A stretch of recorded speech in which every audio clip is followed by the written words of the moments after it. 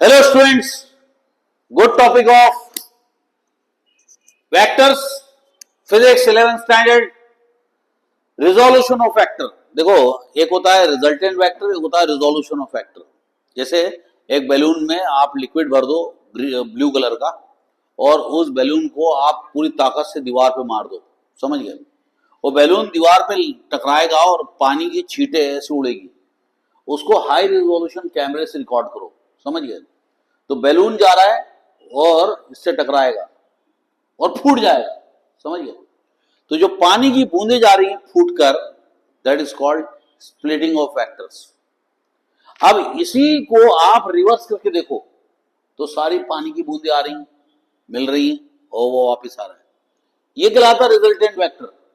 तो resultant vector और resolution of vector एक दूसरे के अपोजिट हैं, समझिए?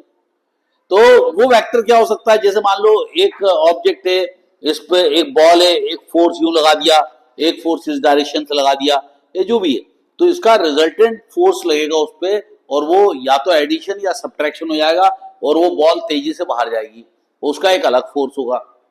तो ये कहलाता है रिजल्टेंट वेक्टर। लेकिन रिजोल्यूशन ऑफ वेक्टर क्या है? एक वेक्टर नंबर ऑफ वेक्टर में टूट जाता है।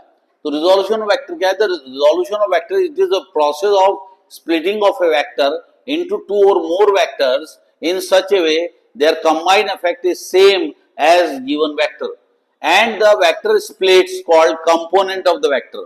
तो जो वेक्टर स्प्लिट हो जाता है उसको क्या बोलते हैं हम लोग? कंपोनेंट ऑफ वेक्टर बोलते हैं। यहां पर क्या है कि रिजोल्यूशन ऑफ वेक्टर का कंसेप्ट पढ़ने जा रहे हैं अपन, rectangular component of vector when the two vector resolve along the two mutually perpendicular direction. एक वेक्टर ऐसा है और एक वेक्टर ऐसा है, तो जो ओरिजिनल वेक्टर है वो दो वेक्टर में टूट गया और इसको बोलेंगे रिजोल्यूशन ऑफ वेक्टर।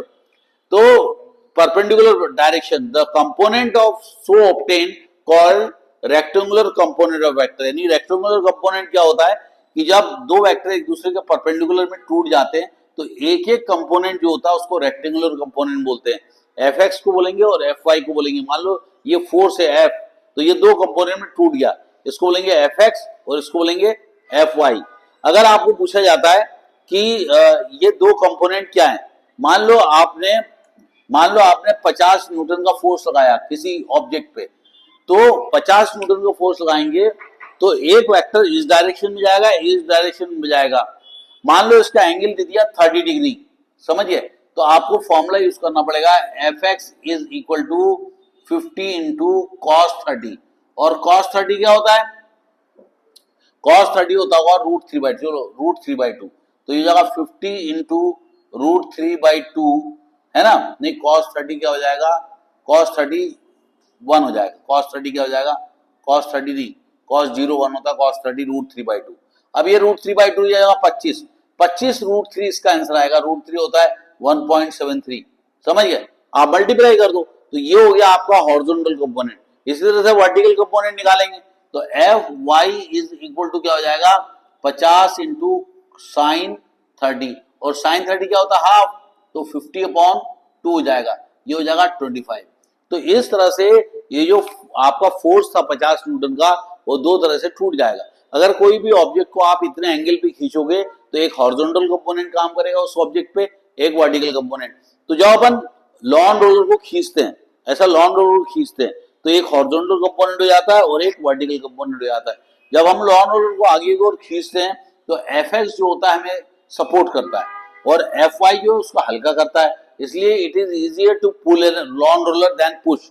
लेकिन पुश करते हैं तो उल्टा हो जाता है, ये नीचे की ओर काम करता है, ये आगे की ओर काम करता है। तो जो वेट है वो बढ़ जाता है लॉन रोलर का। तो लॉन रोलर को पुश करना ज्यादा मुश्किल है और पुल करना ज्यादा आसान है। और इस तरह से रिजोल्यूशन ऑफ वेक्टर अपन पढ़ सकते हैं। तो कोई भी वेक्टर जब नंबर ऑफ वेक्टर्स में टूट जाता है उसको बोलते हैं हम लोग रिजोल्यूशन ऑफ वेक्टर। अगर आप देखेंगे तो ये परपेंडिकुलर है और ये बेस है। cos theta is equal to क्या होता है? Base upon hypotenuse formula use करेंगे। F X is equal to जाएगा F cos theta, F Y is equal to जाएगा एफ sin थीटा। और इस तरह से ये दो कंपोनेंट में टूट जाता है। सो बाय बाय स्टूडेंट्स।